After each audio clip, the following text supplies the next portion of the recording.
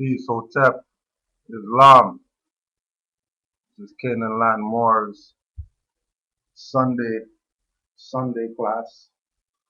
Um, Today's class is August 25th, 2013. Today's class is entitled Group Rights versus Inalienable Birthrights. Now, before we go there, get it on the record that the Moorish Guide, new issue in Canaanland, has been released. So we have the Moorish Guide available. It's $50 for 100 newspapers, 100 stacks. We're selling them in stacks of 100. Cover of the paper was drawn by Brother Temple Ali. Right?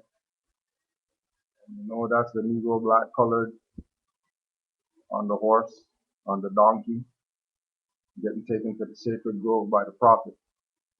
Right? And the prophet said, "Follow me into a destiny which is not uncertain or unknown." Right? Now, Noble Drew Ali's position was for Moors to return to their ancient foremothers and forefathers' mind state, because the Moorish American community at large hasn't been what people say recognized or acknowledged or whatever, right?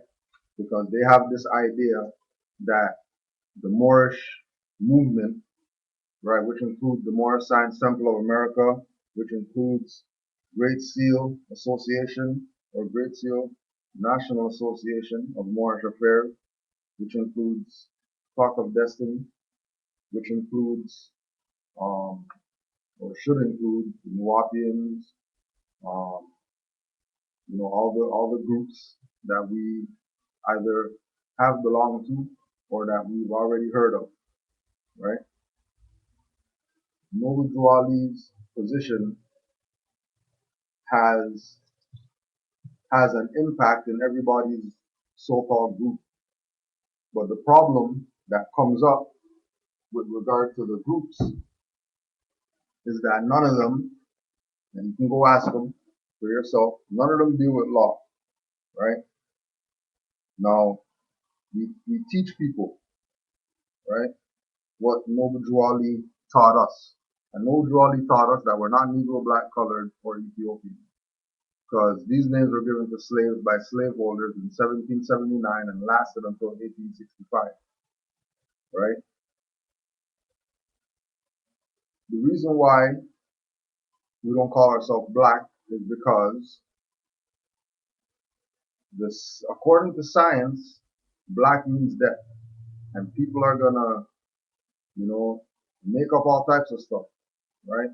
Like I was saying last class, Enki has his stuff out there bashing this ideal. Ali Muhammad has his stuff out there bashing it. We talk to Moors online all the time. So-called Moors, but that are on the other side, right? That don't want to come into the constitutional fold of government, right? Tell these people that the philosophy or law or science that black means death in is jurisprudence, because jurisprudence is the philosophy of law or the science that treats of the principles of positive law and legal relations, right? The term is wrongly applied to actual systems of law, or to current views of law, or to suggestions for its amendment, but is the name of a science. This is in the law dictionary, Black's Law, 4th edition, right? So jurisprudence is not a term of law. Jurisprudence is a term of science. This is according to Black's Law Dictionary. This science is a formal or analytical rather than material one, right? So this science called jurisprudence is analytical, right? This science called jurisprudence needs to be taken from a broader perspective than just the material plane, right? It is wrongly divided into general and particular, or into philosophical and historical. It may therefore be defined as the formal science of positive law. In the proper sense of the word, jurisprudence is the science of law, namely, that science which has for its function to ascertain the principles on which legal rules are based, so as not only to classify those rules in their proper order and show the relation in which they stand to one another, but also to settle the matter in which new or doubtful cases should be brought under the appropriate rules. Jurisprudence is more a formal than a material science. It has no direct concern with questions of moral or political policy, for they fall under the province of ethics and legislation. But when a new or doubtful case arises in which two different rules seem, when taken literally, to be equally applicable, it may be, and often is, the function of jurisprudence to consider the ultimate effect which would be produced if each rule were applied, that rule which, when so applied, will produce the greatest advantage to the community. Okay? So according to the science that treats positive law, right, black means death, right? And how does black mean death? Black means death in a term in law called civiliter mortuus. Okay? Now, we have to keep in mind, right, that the brand or the tag or the false representation of people being called colors, right, is a violation of positive law, right? As soon as we identify ourselves as a color, we lose. No matter what our argument is, no matter how much proof or evidence we have in our favor to prove that we're right. Once we call ourselves by these colorable labels, we fall victim to all the abuses and mistreatments that the citizens care to bestow upon those people who want to cast themselves out of the human family by calling themselves something that they're not, right? So according to science, and again, this is something that we've gone over, and we're only going over this again because people are so distracted by all these other things going on out there that they don't even pay attention to what they already know and go from there. They always need somebody to come and validate something for them, to come and prove something to them that they already know, right? So it's important that when we make certain claims that we know what we're talking about. Because if we don't know what we're talking about, that's going to cast us outside of the human family, right? So civiliter mortuus. Well, actually, civiliter. Before we go to civiliter mortuus. Civiliter, civilly, in a person's civil character or position, or by civil, not criminal process or procedure. This term is used in distinction or opposition to the word criminaliter, criminally, to distinguish civil actions from criminal prosecutions. Civiliter mortuus, civilly dead, dead in the view of the law, the condition of one who has lost his civil rights and capacities and is accounted dead in law. So when we call ourselves black people, right, we're saying to the world that we're civiliter mortus. And if you're identifying yourself as civiliter mortus, which means dead in the view of the law, black according to science means death. And it's that simple. This is not the white man's words.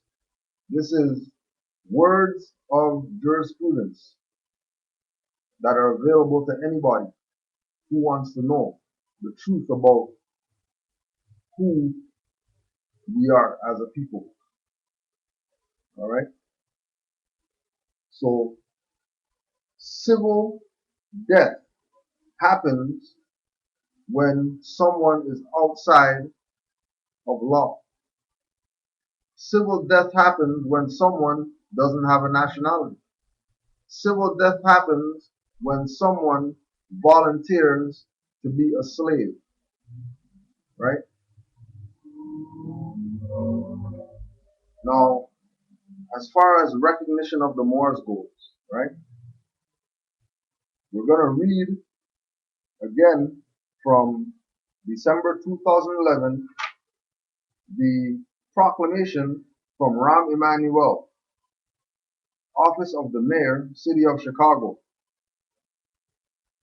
Whereas the Moorish Americans are the descendants of the ancient Moabites, Hamathites, and Canaanites who were permitted by the old pharaohs of Kemet to traverse from East Africa and later form themselves kingdoms extending from the northwestern and southwestern shores of Africa, the Atlantic islands, onto the present-day continental Americas. And whereas the indigenous Moorish peoples of the Americas are now united in order to again link themselves with the family of nations. And whereas the Moorish Americans, being aboriginal to the territories of North, Central, and South Americas, have formed a sovereign theocratic government, guided by the command principles of love, truth, peace, freedom, and justice, through virtue of the universal right to self-determination, as well as the Declaration on the Rights of Indigenous Peoples guaranteed in the Charter. And whereas on January 8, 1886, Noble Drew Ali was born in the state of North Carolina, destined to become the first patriot of his mentally enslaved Moorish American people. In 1912, he was later anointed as El-Hajj Sharif Abdul Ali by the heads of Egypt and Holy City of Mecca to return to the United States as the last prophet and founding father of the newly risen nation of Moorish Americans. As a result of the 13th Amendment, Moorish people were emancipated from slavery in 1865. Now, therefore, I, Rahm Emanuel, Mayor of the City of Chicago, do hereby proclaim January 8th to 15th, 2012 to be Moorish American Week in Chicago, and urge all residents to recognize the events planned for this time. Dated this 22nd day of December 2011. Rahm Emanuel, Mayor. Right? So right there, the Chicago mayor, current, put out the declaration, put out the proclamation, excuse me, right? He put out the proclamation that everybody needs to recognize the Moors, right? Everybody needs to recognize the Moors. And more so than recognizing the Moors have to recognize themselves. Because the Moors haven't recognized themselves, which is why, we seem to be in this position of always playing catch up with people, right? We always seem to be a few steps behind everybody else who comes here after us and is making progress, right? So the Chicago Defender, right? The Chicago Defender, Chicago-based weekly newspaper founded in 1905, right? put out a lot of things with regard to Noble Drew Ali and the Moorish movement, right?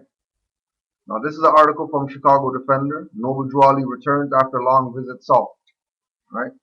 Noble Drew Ali, prophet, founder, and head of the Moorish National Divine Movement, has returned to the city after an extended visit in the south. Prophet Ali motored from Chicago to Atlanta, Georgia, where he spent a few hours visiting Marcus Garvey in the federal prison. Mr. Garvey was very much pleased with the splendid, uplifting work being done by the Moorish Divine Movement. The organization has launched a drive for more members. Persons desirous of learning of the great work that is being done are asked to write Prophet Noble Drew Ali, 3603 Indiana Avenue, Chicago, Illinois. Right? So when Moors make the claim that we're not Negro, black, colored people, we're Moors, right? We're saying that so people can understand the importance of status, and status being the first issue at law, right? Proof with regard to status being the first issue at law, right? This story. As Chicago public schools endures a PR nightmare over parent protests, safe passage violence, and budget woes, the district continued to spiral when it erased the name of a longtime Chicagoan, an Olympic hero who humiliated Hitler, from one of its schools. The daughters for Olympic track and field legend Jesse Owens are fighting to keep their father's legacy alive on the South Side Elementary School that has bore his name since the 80s. When school starts back up for CPS students next week, former students of Jesse Owens Community Academy in West Fulham will head to Samuel Gompers Elementary. The district voted to shutter Owens last spring and consolidate it with Gompers through CPS, though CPS is keeping the Owens building open under the Gompers name for kindergarten to grade 3 students. It is just beyond me as to why they would do something like that, Owens' youngest daughter, Marlene Owens Rankin, told the Tribune. It is disrespectful. He called everyone champ. To him, every child was a champ. All they needed was the opportunity to be one, added Owens' eldest daughter, Gloria Owens Hemphill. Owens, who spent much of his post-Olympics life in Chicago, is buried at Oakwood Cemetery on the city's south side. Owens Elementary was dedicated several years after his death in 1980. Owens' daughters, who live in Chicago, passionately fought during April's public school closure hearings to save the school. Quote, they've also reached out to Mayor Rahm Emanuel, local aldermen, and others for support, but say they've heard nothing back. A CPS official said the naming decisions are left up to the local school council. NBC Chicago reports Gompers' principal said she won't stand in the way if the community decides in favor of changing the name to Owens. What he did in his lifetime meant a lot to a lot of people, Rankin told WGN. The Tribune's Mary Schmidt noted as much in a stirring recent column underscoring the value a CPS school's name holds for its neighborhood and residents. Reading the list of schools on Chicago's chopping block is like taking a tour through the city's past, witnessing vanishing heroes in neighborhoods whose ethnic identities have in many cases long since changed. Right? So the article is basically speaking about them changing the name of a school in that was named after a quote-unquote black Olympian, right, by the name of Jesse Owens. Everybody knows who he is, right? And that the daughters of Jesse Owens fought passionately during April's public school closure hearings to save the school. And then they've also reached out to Rahm Emanuel. Now, how is Rahm Emanuel going to look, right? After he put out this proclamation stating that there are these people called Moorish Americans who are the descendants of the ancient Moabites, Hamites, and Canaanites, right? Who were permitted by the old pharaohs of Kemet to traverse from East Africa and later form themselves kingdoms extending from northwestern and southwestern shores of Africa and the Atlantic islands onto the present-day continental Americas, right? How is he going to look backing a black guy after he put this up to the rest of the world? Even though his office is dissolved because the U.S. is dissolved, right? All their offices are dissolved. Even with that being on mind, right? He has to live up to international law, right? He cannot take the position of supporting Negro, black, colored people. Why? Because he made the proclamation saying that we're Moors and that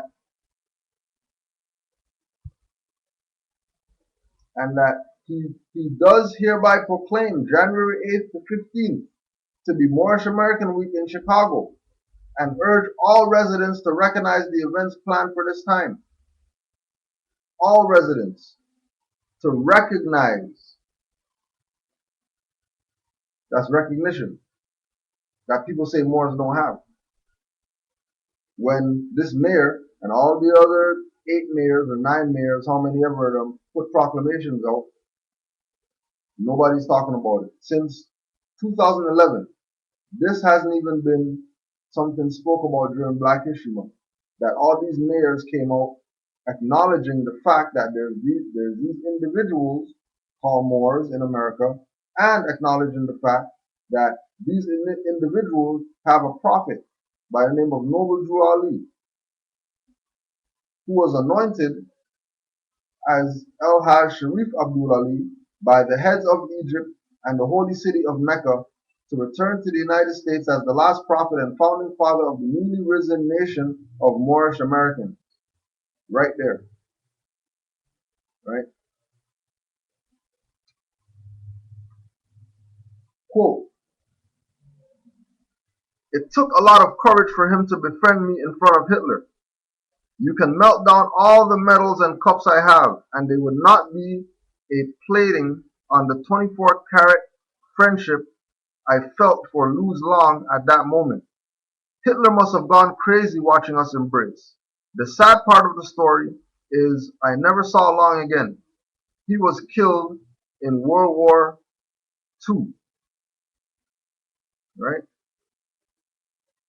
Now, when Jesse Owens won in the 1936 Summer Olympics, right? Here's the picture of him on the podium. Okay, right? Here's the picture of him on the podium. He's in the middle, right? Long is behind him, Hitler's boy, right? Putting up the peace. What's good, fam? Yes, bro.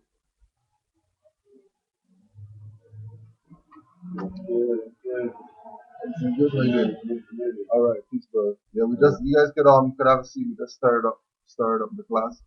You say Najwa? Everything's good, fam. I don't know if I'm gonna be here for long though, but it's all right. That's cool. Yeah, man. Everything's good, fam. Yeah. So Jesse Owens on the podium, right? He's in the middle right here, right? Jesse Owens in the middle right here, and then there's a European behind him doing the Hitler sign, and then there's another brother in front of him, right? That is just as dark as Jesse Owens in the picture when he's standing on the podium. And Jesse Owens, the brother that's standing in front of Jesse Owens, his name is Naoto Tajima, and he's from Japan. And the brother is just as dark as Jesse Owens, right? Hold this one. Right? Yeah, no, that's you. All right? Okay, so that's just to push the point that there's people who live outside of the Americas that we call all these different labels, Chinaman, Japanese, you know, Filipino, right? All these names. But when we check their history, right? When we check their history, we realize that their ancient foremothers and forefathers were so-called dark skinned people, and that they acknowledge who we are, right? Because when we go to them in their country and we ask them, point out black people in your country, they can't point to black people because they don't know what that is, right? And they have no idea. It's not even something that registers in their mind as a reference point. They can say, okay, that or whatever. They have no idea what a black person is in around the world. The only place where they play the black game, African, whatever, is in North America, right? And by playing that game of getting us to call ourselves something that they're not, those same people could come over here and make progress after us, have banks with their own sign on it in their own language, all the buttons in their own language or whatever. You go to their area, every single store belongs to them, right? You go to their area, all the banks belong to them, right? Convenience stores, whatever, right? And not only do they have that, but they're also in our area with stores and banks and whatever it is, right? Because the status of Negro, black, colored people is a void status, a dead status.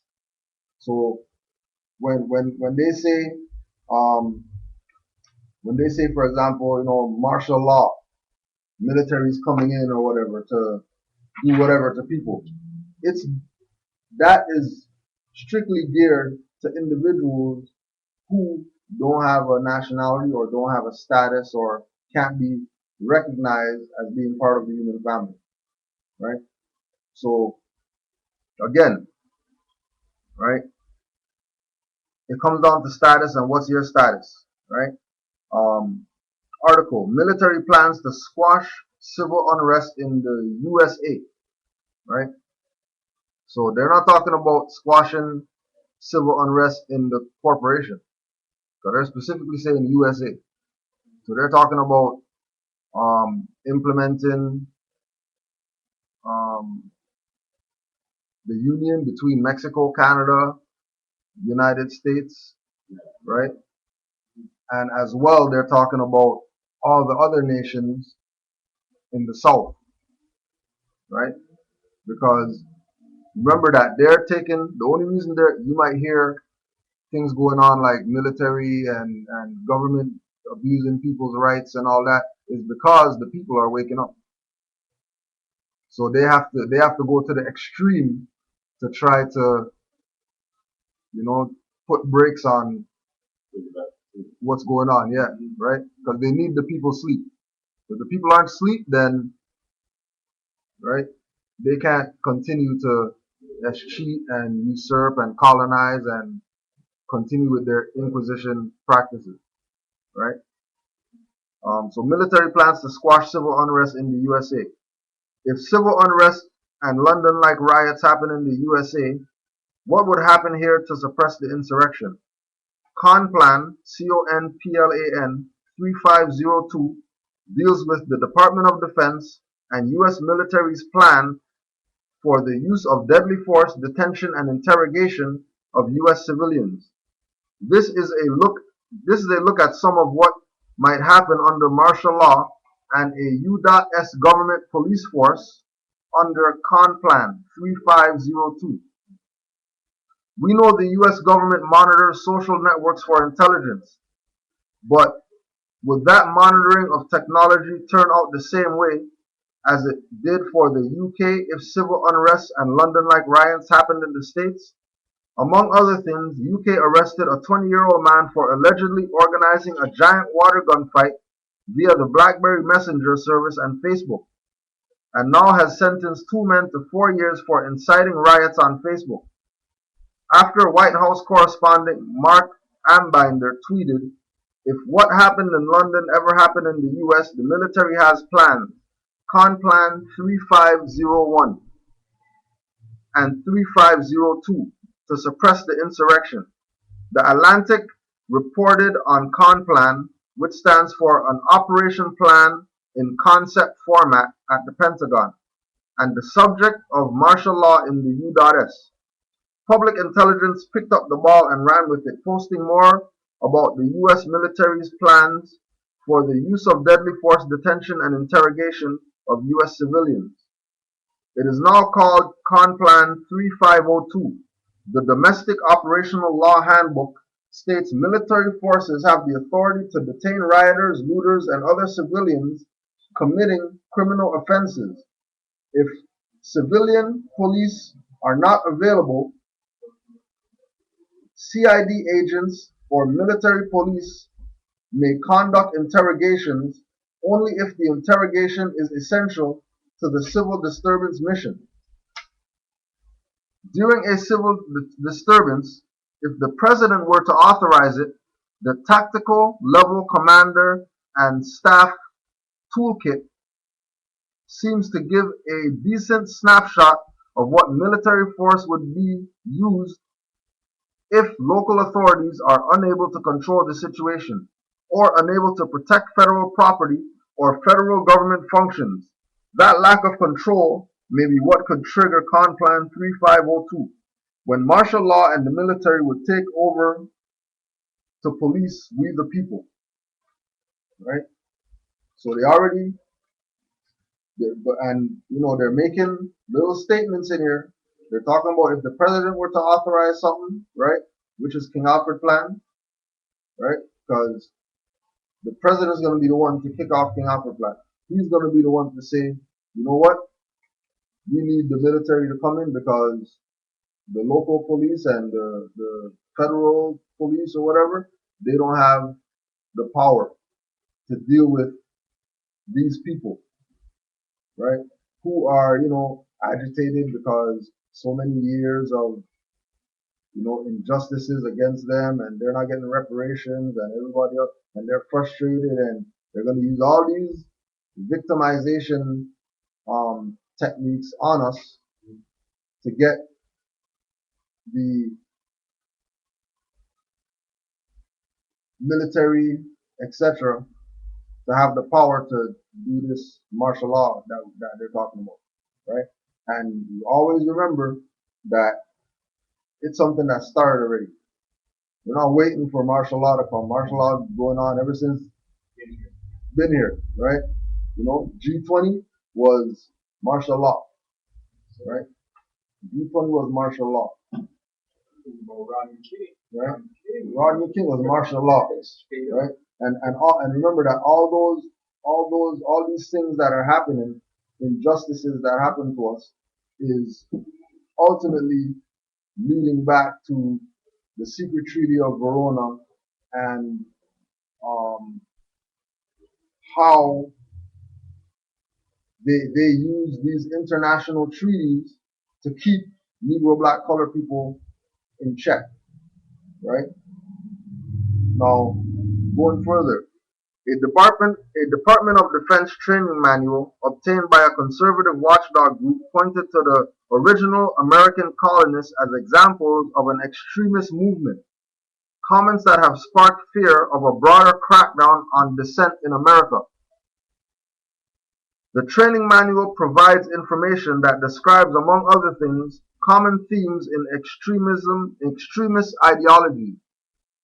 Now, if the Department of Defense has its way, historical figures who risked their lives to free America from British colonial rule, names like Paul Revere, Thomas Paine, Benjamin Franklin, and Samuel Adams, will be rebranded as dangerous extremists alongside the likes of skinheads and neo-Nazis.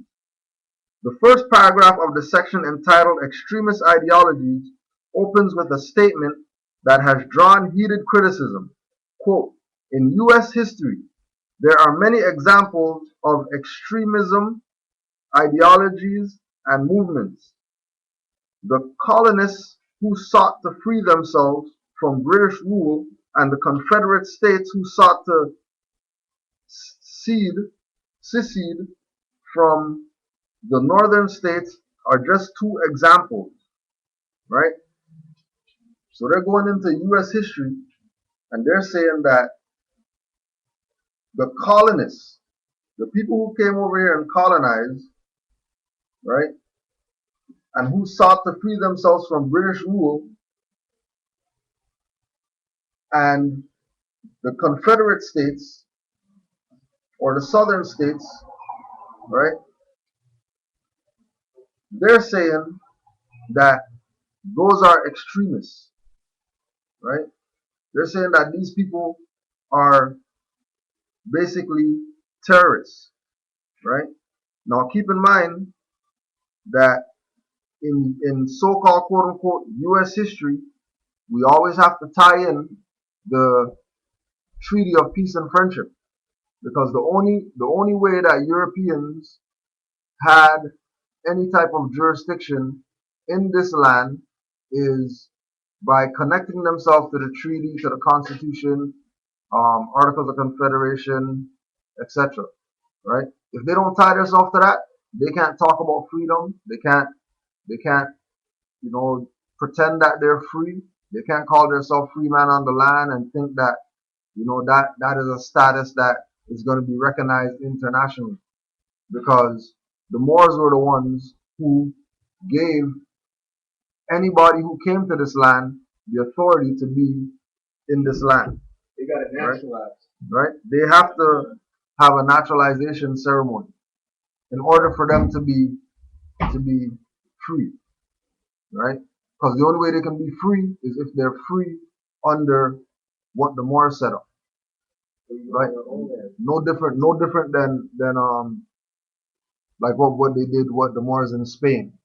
And they talk about the Christians and the Catholics and the Jews and all these people living under the rule of the Moors, and there's no fighting, there's no beef, because once the Moors are in control or in charge, there's a certain standard that everybody just has to live up to, and you can't sway from that, because by swaying from that, you oust yourself from the protection granted by living by these principles, right? In America's early colonial period, many colonists served in state militias under direction of the Continental Army in an effort to free the 13 colonies from British rule. Indeed, the Second Amendment of the United States Constitution clearly states, a well-regulated militia being necessary to the security of a free state, the right of the people to keep and bear arms shall not be infringed. The document entitled Equal Opportunity and Treatment Incidents, so EOTI, Equal Opportunity and Treatment Incidents, was obtained on Thursday by Judicial Watch, a watchdog group, through a Freedom of Information Act request. The military manual defines extremism as a term used to describe the actions or ideologies of individuals or groups who take a political idea to its limits, regardless of unfortunate repercussions, and show intolerance toward all views other than their own. Some would agree the military manual invokes a rather broad and loose definition that may be applied to any number of persons and organizations, including the Girl Scouts of America, for example, selling cookies door to door. Right? So they're cramping down on everybody who's standing up for something with regard to rights. Right? And remember the title, Group Rights or Club Rights versus Indigenous Inalienable Birthrights. Inalienable birthrights are rights that belong to the people, right? Individuals or groups who take a political idea to its limits, right? Which means individuals who are in a position of trying to force the hand of the so-called government, right? When it should be common knowledge to everybody that the people who we say are the government, they're not the government. They are private corporations. They've been private corporations since their inception. And being that they're private corporations, we have an obligation to stand up, right? We have an obligation to um, bring attention to these individuals that are pretending to be government when they're not government and have nothing to do with government, right? Some would argue the military manual invokes a rather broad and loose definition that may be applied to any number of persons and organizations, right? So the military manual invokes a broad and loose definition that may be applied to any number of persons and organizations, right? We already know that the 12 infiltrated organizations, right, are already on this list and are under the watchful eye of the CIA and FBI, right? Homeland Security, all that. Just because they identify themselves as something that they're not, right? That's the only reason that they're watching them, right? Because they continue to call themselves something that doesn't have any political validity, right?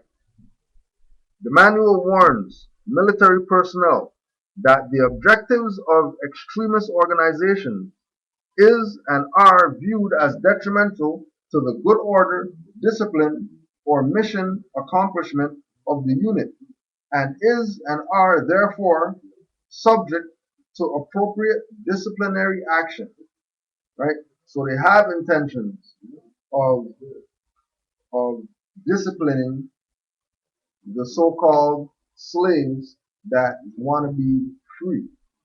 The so-called slave that take the position of getting themselves out from under the powers of foreign inquisitionists, colonists, Europeans that are not necessarily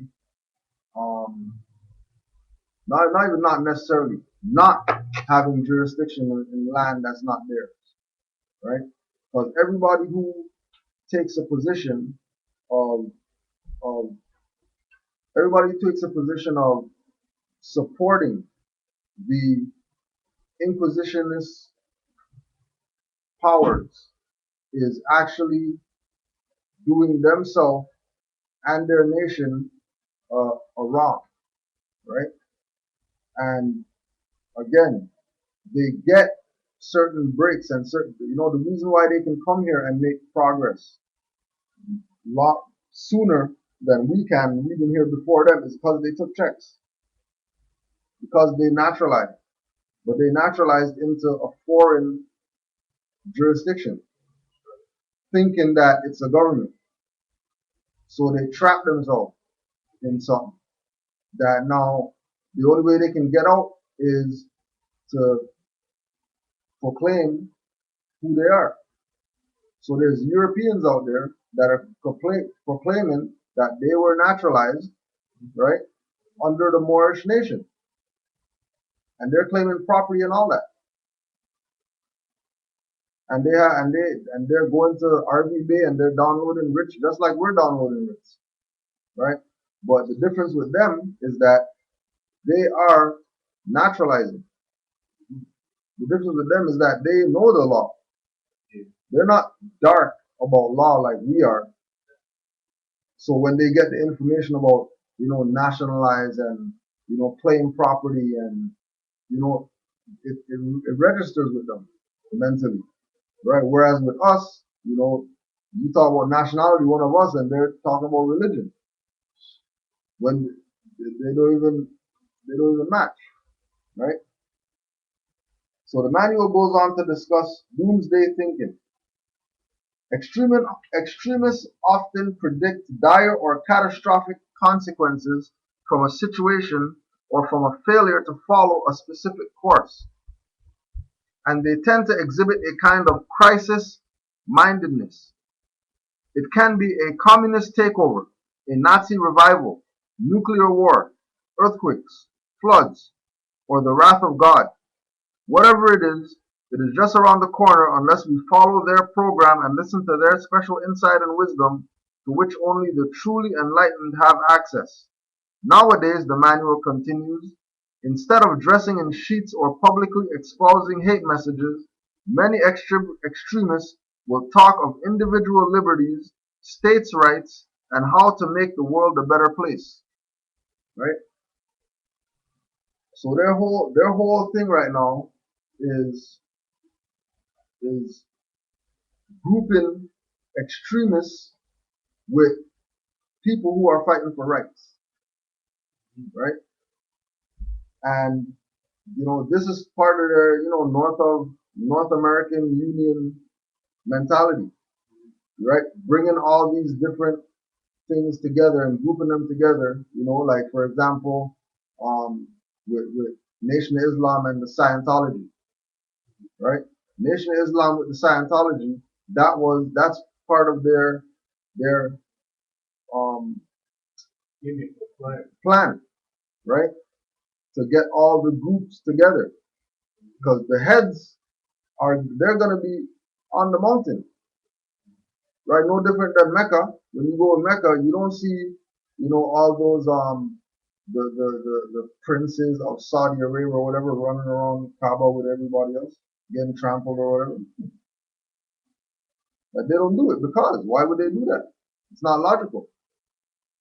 Why am I gonna go down there and run around with these people when a lot of them need nobody to run around Q building? You know what I mean? They can group them all Right? together the same way. Yeah, yeah. But they're in them doing that, they create jurisdiction now.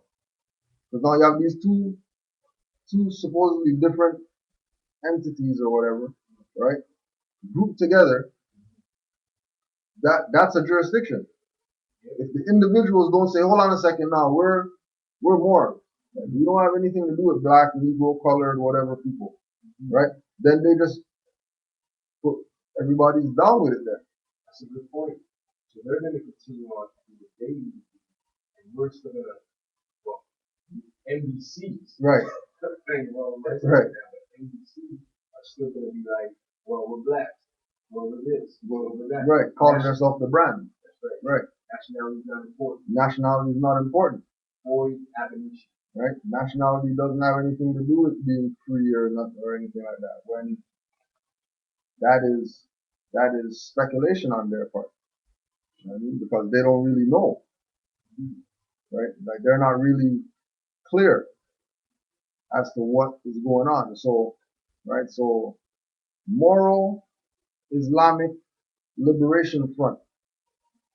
And these are the Moors of the Philippines who are standing up for rights, right? Just so we can get the perspective of why they're going to put out these manuals to try to tie people who fight for civil liberties and freedom and constitution or whatever with terrorists, right? Like these are some of the reasons why, right? Because in all other countries, right? Now remember, this is the Moral Islamic Liberation Front, Philippines, not the Filipino Liberation Front, not the Yellow Liberation Front, not the slanty-eyed people Liberation Front, Moral Liberation Front, right? And the Moral Liberation Front. Now, what a Filipino sister was breaking down to, right, was that moral in the Philippines are the people who always fight for their land, right? In the Philippines, when you say moral, you're talking about those people who always fight so-called government for their land, and then they happen to be Islamic, right? So the Moral Islamic Liberation Front, they'll put out there like, yeah, there's some terrorist group or whatever, when really they're fighting colonization,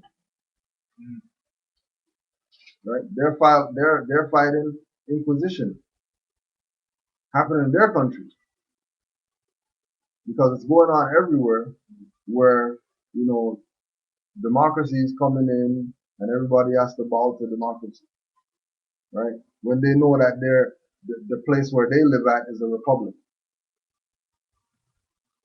and it has a constitution, right? Like they know that. It's not like they don't know, right? But when we look at over here, right, and just pass me there's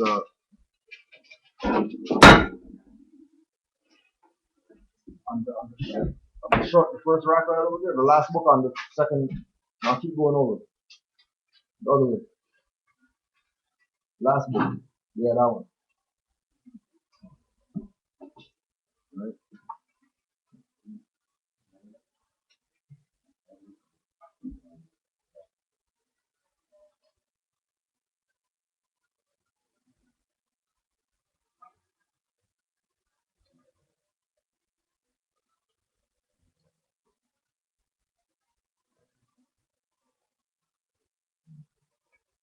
Okay, so right, so the status, the status starts with in propria persona. So in order to make any argument, defend anything whatsoever, status is the first issue. In propria persona is a Moorish Latin law term that means in one's own proper person. It is a rule in pleading that pleas to the jurisdiction of the court must be pled in propria persona, because if pleaded by an attorney, they admit the jurisdiction, as an attorney is an officer of the court, and he is presumed to plead after having obtained leave, which admits the jurisdiction. Right? Status is the standing, the state, or the condition of a person. It is the legal relation of the individual to the rest of the community. Status involves rights and duties and capacities and the incapacities which determine a person to a given class. It is a legal personal relationship, not temporary in its nature, nor terminable at the mere will of the parties, with which third persons and the state are concerned. And while the term implies relation, it is not mere relation. It also means a state, because it signifies the condition or the circumstances in which one stands with regard to his property. A state is the interest which anyone has in lands or any other subject or property. Right? So when we go to the laws that govern citizenship in the United States, right? And they speak about the legislation in or the legation in America with regard to Morocco, right? They identify that one, Morocco is non-Christian and their principles are based upon the Islamic code, and that anybody who's in Morocco, if they can't prove that they come from somewhere, they're automatically Moroccan, right? So if if we just look at people out here, just open the door, look outside, and we ask people, what's your status? And they say, oh, I'm black, right? Automatically they're more, because they're claiming they have no status by saying they're black, right? If they say I'm African American, they're more, because the jurisdiction where they are is Morocco. Whether they know that or not is irrelevant, but that's what it is. And if you're in Morocco and you don't have a status, you're automatically more. And you can't try to be a more. Yeah, right? Like that's what we are, right? So it says that citizenship in Morocco may be said to be governed by the laws pertaining to the same in other countries, with the exception that all persons residing in Morocco who cannot prove foreign citizenship or protection are considered ipso jure as Moorish subjects. 2 and 3. Moorish subjects lost their nationality only by becoming naturalized in or protected by another country having treaty relations with the Moorish Empire. Moorish subjects lost their nationality only by becoming naturalized in or protected by another country, right? So when Moors tell Moors that you can naturalize, like come to our temple and naturalize, right? Or, you're supposed to naturalize instead of proclaim your nationality, right? They're straight telling you that they're denationalizing because only foreigner could naturalize. Inhabitants can't naturalize. Inhabitants have to nationalize, right? So there was a couple, right? Exactly, right? So there's a couple, um, like there's a couple situations like we have the with the gardener, right? When the Sri Lankans made their claim, shut down the gardener and all that, right? Protesting, right? And everybody's wondering how could they do that? The Sri Lankans are a terrorist group or whatever. Why you guys let terrorist group just come in the country and shut down the highway protesting, right? They're not supposed to be able to do that here, right? But if they know that they're Moors, they can do that here because India is part of the Moroccan Empire and Sri Lanka and Pakistan over on that side, right? So, but they're not going to say Moors. It's just supposed to be common knowledge that if we're talking about Sri Lankans or Pakistanis or Hindus or Indians or whatever, we're talking about Moors, right? Automatic. They know that. That's the position that they take. Why they can come over here and have all this progress. Because they're coming over here and they're being Moors. Because of the citizenship of the United States law that says once you're in Morocco, you're a Moor subject. And then sundry free Moors prove that once you're a Moor subject, then you don't fall under the Negro Acts. And the Negro Acts is, birth certificate, licenses, whatever, all these stuff, you know what I mean? That, like, we don't even see other nations pulled over. They might pull over some Europeans or whatever. They might pull over a guy who has, something on his truck and it's hanging off the truck or whatever, right? But we don't ever, right? We don't ever see other people pulled over, right?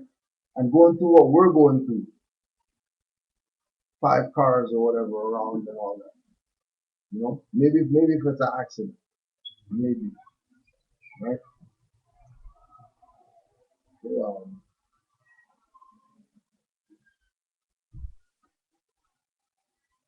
Right now, again, more subjects lost their nationality only by becoming naturalized, right? So to regain that lost nationality, all we have to do is just proclaim it. That's all we have to do. Make a claim. Because not making a claim means that we're in the jurisdiction where we don't want to be. Just by not making a claim. Right? and it's a right that we make a claim, right? It's like all the people who fight for rights, right? They're fighting for rights based on what they were told by this group that they belong to. They're fighting for rights because the head of our organization said we have to go out and picket. We need to sign a petition. We need to do this. We need to do that. When if somebody else who is familiar with nationality, when they get violated, they're suing automatically. They're not gonna march picket about nothing. They're straight going to sue, right? And then they're gonna call up all their people that belong to their nation, regardless of what their religion is, and they're all gonna come together and put their name on the suit. And then the person who's seeing that action taking place against them are more than likely going to pay them out before the suit hits the court, to avoid having to deal with the fact that you got sued and you're a fraud, because the suit isn't just going to be because of the violation. The suit's going to be talking about all these other things that they did. That's why they bring other people in on it, because as a nation, every individual situation applies to the suit, right? This is why Juwali said, nationalize, right? Study civics. Study is a civic organization, right? And in studying civics, we'll find out these little keys, like, according to science, black means death. But if you don't know the science of law, then you'll continue to call yourself black, thinking that it doesn't. There's not a negative in doing that, right? When there's a big negative in doing that, right? And it goes on and on and on. It's even when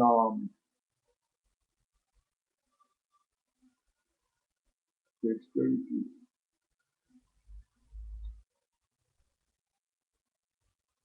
Talks about jurisdiction, right? Right, Moorish regencies. A regency is the minor jurisdiction of an empire or kingdom, ruled by a bey or a governor who is referred to as a regent. There were many Moorish regencies that did not want the oft-deceiving and theft-motivated Europeans to enjoy the empowering benefits generated by the continued sanction and use of the Moorish dominions. Many of the powerful Moorish regents were also not reluctant to make their thoughts and positions known about a doubtful political union by the Moors with the European immigrants. Based upon past negative experiences, the corrupt Inquisition practices, and the ongoing piracy issues solidified the opinions of many Moors, confirming why they did not trust the word of the encroaching European Christians. Logically, these pressing issues, not easily ignored, were also of vital and primal influence and consideration. However, long-term realities sometimes trump current reactions which guide the thoughts of the natural people in the affairs of nations. Thus, the Treaty of Peace and Friendship was authorized by the Emperor to be concluded, and that the various social and political interchanges be noted within the treaty to be adopted into the wording and language. This impacting support and decision made by the Sultan of Morocco would be of particular progressive consequence for the European side of the negotiating parties. Keep in mind that the Moors were the superior political power at the time, although the Moroccan Empire was on decline. The highly influential nature and character of the ministers plenipotentiary positions held by these men had much to do with their latter capacities to hold the positions as presidents for the United States of North America. These facts cannot be overlooked nor underestimated. Furthermore, do not let the contemporary teachers, scholars, and historians of the present-day corporate United States feign a lack of knowledge of this true history. Such heavily instituted diversions and denials, clothed with deception and pretext, exist for the political purpose of maintaining the artificially constructed mental servitude among the defeated and overthrown Moors. Know for a surety, however, that these deceitful aspects of interchange have been and are consciously applied social engineering tools, with the same being used for economic and social conquest. These and other political dictums and trickery were cribbed for domination, for control, and for birthright theft. Many naive or unconscious Moors would often agree by ignorance, by blind faith, or by miseducation that they are Negroes, blacks, or colored folks, Indians or West Indians, etc.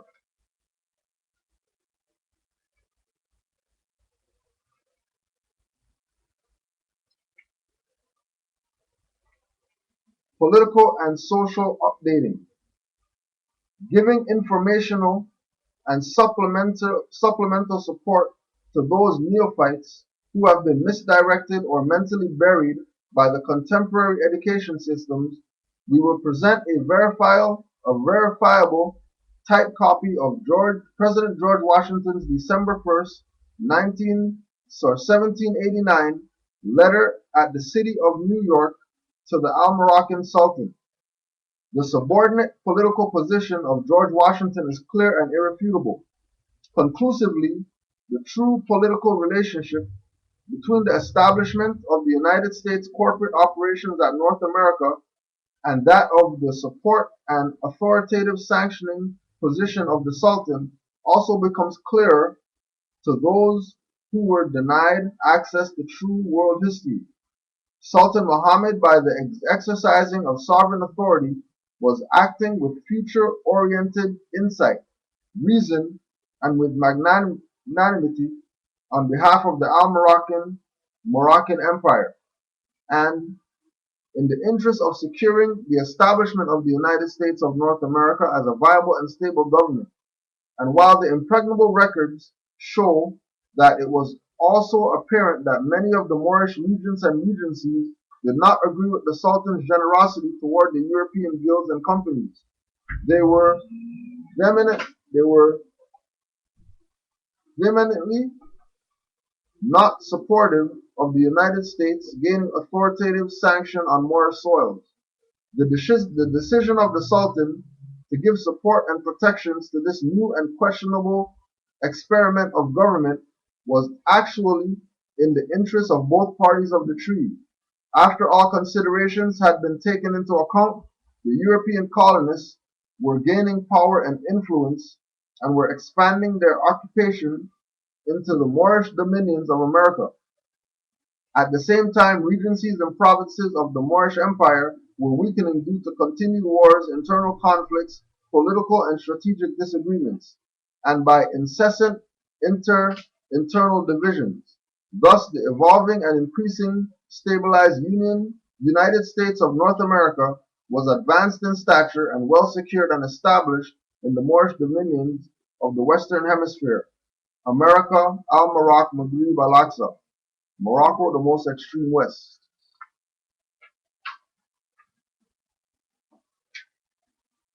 Right? So the status that we have, the status that we exercise as Moors is what is going to allow us to use things like the Declaration of Rights, right? For us to use documents like the Constitution and be able to secure our rights, because there's nothing out there that gives you rights. Either you know what your rights are, or you get violated. Like that's the rule. Either you know what the law is, or somebody's gonna use that same law that you don't know against you. Right? So we have, for example, the Criminal Code of Canada, right? And the Criminal Code of Canada, Section 15, says that nobody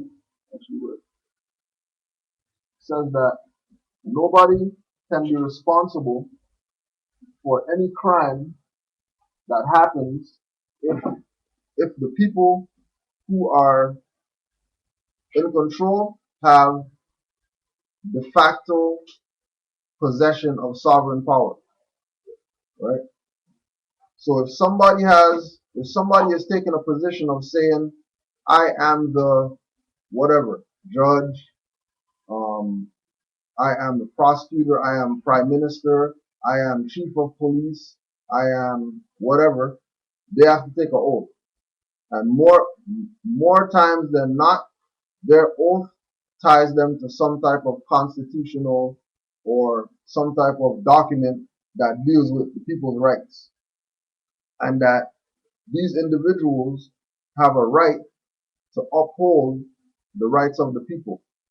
Right? That's why the people vote for them. But when the people vote for them, the people are under the assumption that they're voting for somebody so that person can tell them what to do. When it's really the people that's supposed to, after they vote for them, that are supposed to tell them what's supposed to be done. Basically, anybody operating in the facto jurisdiction can adjudicate on. They can't. The only way they can adjudicate on it is if you don't have a status, right? So if your status is de facto, right, and their status is de facto, then that's jurisdiction, right? So de facto, in fact, indeed, actually, this phrase is used to characterize an officer, a government, a past action, or a state of affairs which must be accepted for all practical purposes but is illegal or illegitimate. In this sense, it is the contrary of de jure, which means rightful, legitimate, just, or constitutional. Thus, an officer, king, or government de facto is one who is in actual possession of the office or supreme power, but by usurpation, or without lawful title, while an officer, king, or governor de jure is one who has just claim and rightful title to the office or power, but has never had plenary possession of it, or is not in actual possession. So a wife de facto is one whose marriage is voidable by decree, as distinguished from a wife de jure or lawful wife. But the term is also frequently used independently of any distinction from de jure. Thus, a blockade de facto is a blockade which is actually maintained as distinguished from a mere paper blockade. As a de facto corporation, court, domicile, government, and officer. See these titles. In Old English law, it means respecting or concerning the principal act of a murder, which was technically denominated factum. De facto contract, one which has purported to pass the property from the owner to another. So de facto is in actuality illegal or illegitimate. In this sense, it is the contrary of de jure, which means rightful, legitimate, government, or rightful, legitimate, just, or constitutional. Right? Huh? No, well, no, that's yeah. De jure, DEGURE, and non de jure is GUERRE. Right? So when the people take a de facto When they take a de facto position, right, automatically they don't have any claim, right? So somebody who goes for a job to be a so-called police officer, but then officer means somebody that's elected. A policeman is de facto because he's not an officer, right? He's saying that he's an officer, but he's not an officer. Somebody who says that they're a judge when they're a magistrate, that's de facto. Somebody who says, puts the yellow thing on your car, say come to court. But then when you go to the court, the front door says business hours, and then when you go in, there's a big plaque that says administrative building. Yeah, right? That's de facto. Because they're trying to put up a guise as something when they're not. They're illegal. Right. Right? Somebody says that they're black. That's de facto. Because, again, if we just use the definitions only, we'll see how much of a fraud we're pulling. Right? So de facto, again, it is illegal or illegitimate. Right? Illegal or illegitimate. Anything that's de facto. So right now, on the Governor General of Canada website, says that the Governor General is Canada's de facto head of state. Right? So if the Governor General is Canada's de facto head of state, that means the Governor General is illegal and illegitimate as a head of state for Canada. And they'll tell you too. Yeah, they'll tell you. But they'll tell us under the assumption that we don't know. But as soon as you know that they're de facto, quickly they'll change their tone. Yeah, and they'll start. They're not playing we're de facto, putting that on themselves when you don't know. But once they admit that they're de facto, now we can hold them liable. That's why they never admit anything out their mouth. They always do it in writing. And then there's never anything signed by somebody. It's always just a writing. It's not like the proclamation where they said something and then they signed their name to it. Yeah. Right? They don't even have the authority. Right. They have the authority in their private corporate jurisdiction to do that, right? But that's not where we want to be. And once you put yourself there, now you have to go by the club group codes. You can't go by constitution to defend you anymore. Bylaws, statutes. Right? Bylaws, statutes, ordinances, acts. That's what applies once there's no status involved. Right? Okay.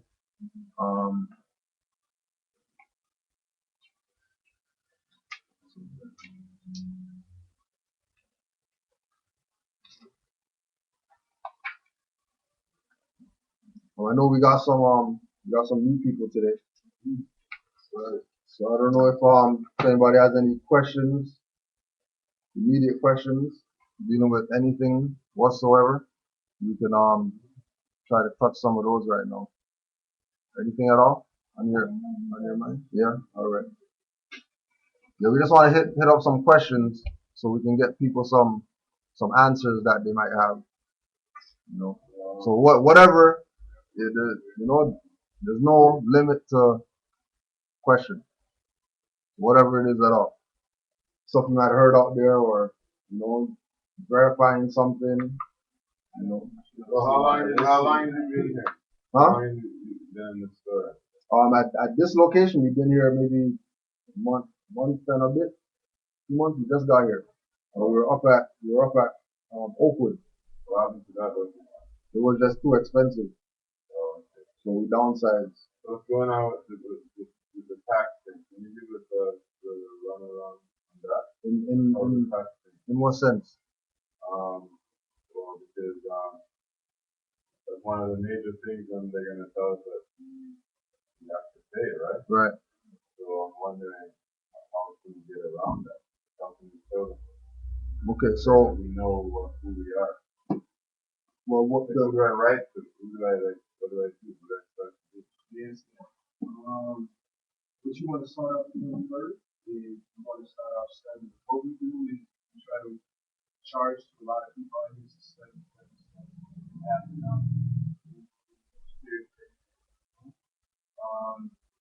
Taxes, all that. Once you learn your 101, once you learn profit, once you learn about nationality, all of those things eventually flow. It's a process.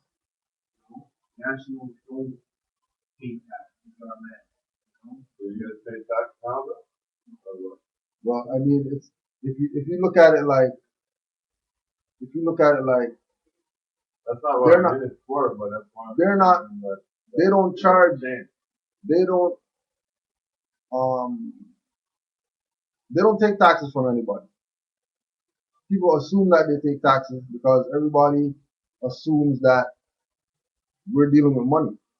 Yeah. But we're in an occupied society, right? Not real. So if we say they take taxes, then we're legitimizing Okay. the fiat dollars, right? I get I know what you're saying, right? I get paid say 1,600, and then what goes in my bank Yeah, is 1,100. right. How can I stop that? By not by How can I get the full fake money in my account? so how you can really stop that is not working for them, right? Because if we're gonna say that we're nationals, we shouldn't be working for no foreigner, anyways, right? And how do we get others to buy it?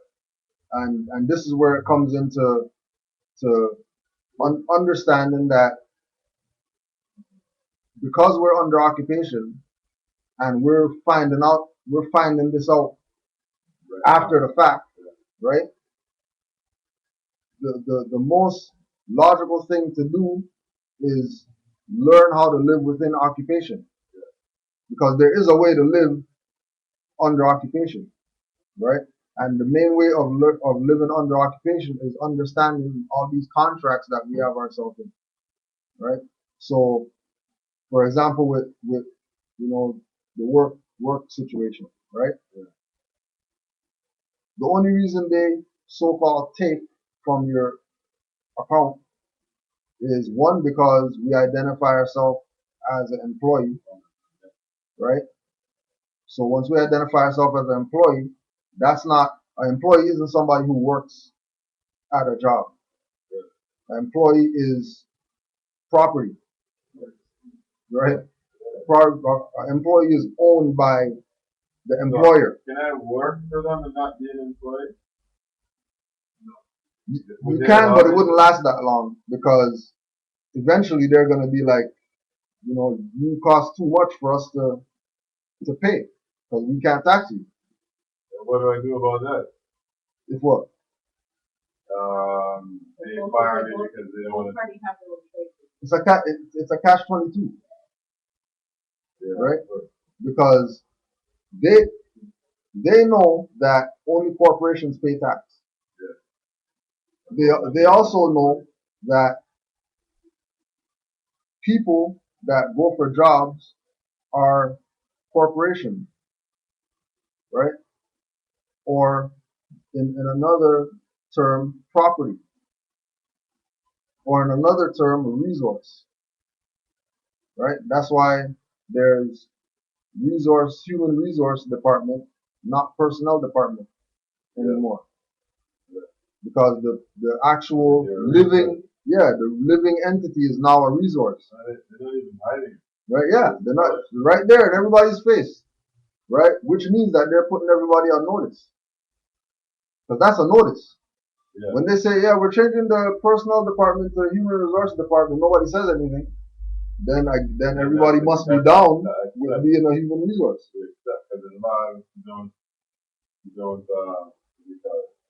fight or show up to the parking ticket or whatever, they automatically say that you consented. Right. Yeah. They acquiesce, default. Yeah. Right. So because we default, right. So and then it comes through with if like for example they take whatever out of my check or for my work or whatever, right? But I know that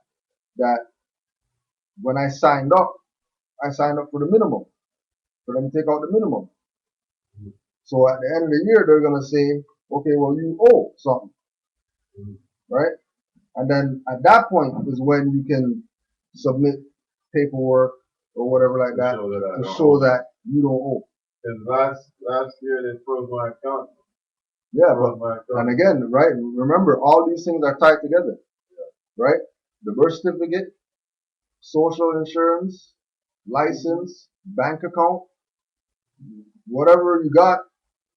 Once it's in the name of the corporate individual, right? Yeah. Once it's in that name, they have jurisdiction over it, right? So like what we tell people to do, right? All rights reserved.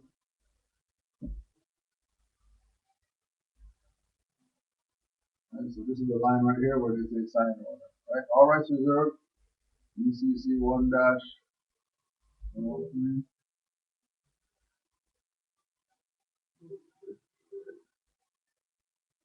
Yeah, used to be 207, right? And then you put your, your signature or whatever. Or you put your signature over the all rights reserved or whatever. That's what I'm supposed to do. Right? This is what you're supposed to do when you're using the name called strawman. Okay. Right? Because we're under occupation. Yeah. And then because we're under occupation, if you just have the line and then you just sign the line, whatever, right? They'll take this signature, lift it off this, and put it on other stuff. Okay. That has nothing to do with you. Right? So they're basically just using your energy, right? To create the resource that they're gonna say right? To create the resource that they're gonna say is their property. In order for them to have power other places. Right? So this is why they have, what they say. So would they be when they say they bond the when they bond the birth certificate or whatever like that, right? When they bond these things, right? It's an actual debt, and then they use you as the positive to cancel the debt, but say that they have collateral when they don't really have collateral, right? Because the collateral is really used, which isn't the strawman name. okay. Like that's a separate. The strawman name is its own separate thing. So if I pay the government right now every month, I pay them because it's every year. Then you probably go broke. Huh? You probably go broke. Yeah, no, that's the plan. Yeah, exactly. That's why the more money your rights. The more they want to take. Right. Well, again, it depends on more money you make with who. You know what I mean? Like, it's not real money. You know what I mean? Right. Yes. That's where we have to get to. Recognizing that it's not real money, so they're not paying us. Right. We're really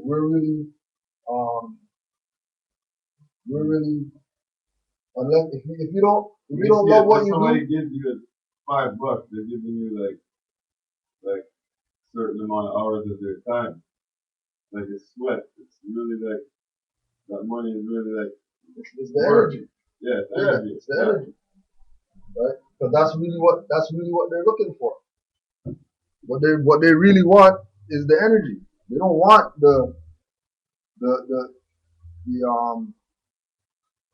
to pay you out. They do that just because they have to make taking your energy look good. But really, they're about getting your energy from whatever time the alarm to whatever time you put the key in the door when you go home. All that is what they're trying to get.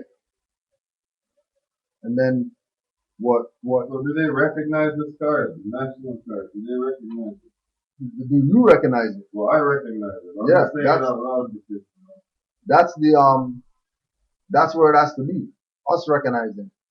yeah. Because If if they recognize they it, build their whole system up. yeah. If they don't if they recognize it, or if they don't recognize it, right? Then that's ignorance to the law. Ignorance on their part, On their part. right? If we don't recognize it, that's abandonment. Yeah. And then they're just gonna assume that we are That we chose to be. whoever we are, We call this cheating. right? Oh, yeah, it's cheating, it's cheating, Cheating. it's cheating, right? So it's like there's actually that book on that shelf right next to you, How to Live Within Contracts. Yeah. Right. So that'll give you a guideline. Like, what do you think I should do by the end of the year when they hit me with some $8,000 that I owe them or something? What do I do? Like, do I let them keep sending me capital letters and stuff? Well, first thing to do would be to go to your go to that banking institution, right? Yeah. And set up a new contract with them, so you can do this. Reserve your rights on the account. That way, no outside people could come in that account, right? Because once your rights are reserved on it, it kind of makes it off limits, right? Yeah. Because you're letting them know that just by writing like that. And they should back away. And because it's everybody has a right to contract. They don't know.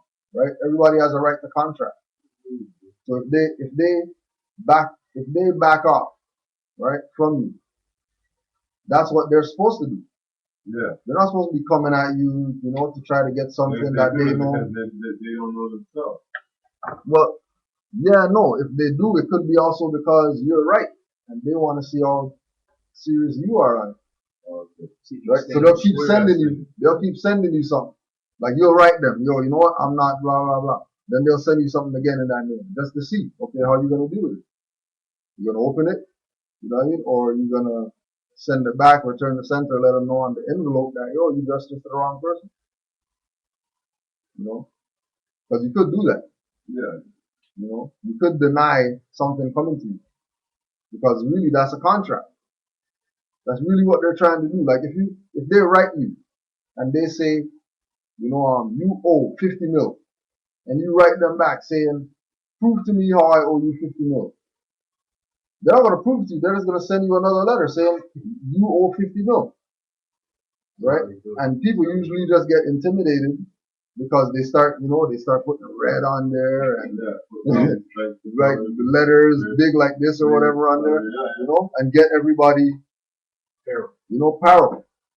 Like, oh my gosh, what do I do? How do I deal with this? When all they're doing is trying to get you the contract.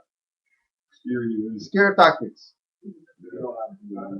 Right? Well, you don't wanna not do anything, right? Because by not doing anything, you default. So you wanna at least send them back something. Just send something. What about like if I've been paying them taxes for 50 years and I just found out that I was supposed to, even though I know it's not technically taxes, but they haven't been really giving me the number that I'm supposed to be getting. I haven't been getting that. Right. So is there a way that I can actually get it from them? There's I feel like we need to find a number, like it has to claim back this number. Okay, so I need to. Yeah, you would have to send know them a the, number. yeah, you would have to know an amount. Yeah, Right. like, But it has to be approximate, or can I just say, well, you guys roughly owe me this much amount?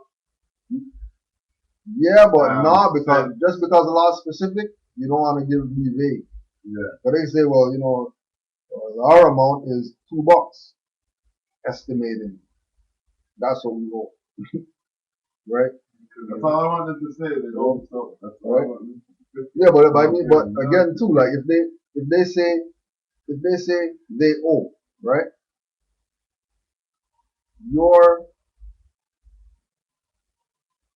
If they say they owe, your question to them should be, how you paying me out? So you only take fiat I don't want dollars. no fake money. I Yeah. want real money. All right. So now I that don't think they have real money. They have all right, they don't have no right? money. Okay. So now what? Now so what is it that we're trying to get now? We're trying to get our energy back. That's not about the money. It's about getting the energy back. Knowledge. Right? By having the knowledge. By recognizing that when they send that thing with the red letters, that's not really no threatening letter or nothing like that. What about property tax? More knowledge, more people knowing. Look at a statement that I can do. Right. Okay. So all right. Let's check that quick fast. Right. So we just got the new. You can't have like all of that. Not knowing who they are. Like, I guess if everybody knew who they are, we would have. True. The nation is there. It's just for our people to know. To recognize You know how you look at it. You And know, also, one thing is, how are you gonna get all that stuff done? right because you can't like it's like to lead a horse to water. It's like going back to school, basically. Yeah, literally grade 0 to I guess that's the only way high you're school gonna then. degree is if you graduate. yeah, you have to know it yourself. I feel it. Yeah. See, and that's most important. But they're always attacking you individually most of the time, right? Right. Nobody else is around. They're sending the letter right to your door. Yeah, but this is why we're supposed to be a nation. Yeah. So when you get a letter, right, the day after, you're coming down to the temple with your letter. We're gonna type up the paperwork or whatever, or we're just gonna send it to you. Here's the paperwork. Change the name. Send them this letter. So when we do that, don't you guys also send them a letter of how much time that took and blah blah blah? Because somebody has to pay you guys other than It's called fee simple and absolute. what's that? Fee simple and absolute. So it's like your inalienable rights, right, are under fee simple and absolute. So it's almost like charging them, saying that, look, for this time that I'm taking this energy that you're wasting, You're making me wait. that's right. This is Yeah. this is This is my how much money. That's I need. just billing them. See, when I come down with the parking tickets to show you guys a whatever example, right? You guys spend half an hour on it or whatever, right? You guys need to get paid, right? Yeah. So I'm wondering, so you guys issue letters to them to ask them? Well, as far as the paying part, Yeah, no, that would be because okay, how because it was How them, would- it was them in the first place that issued something.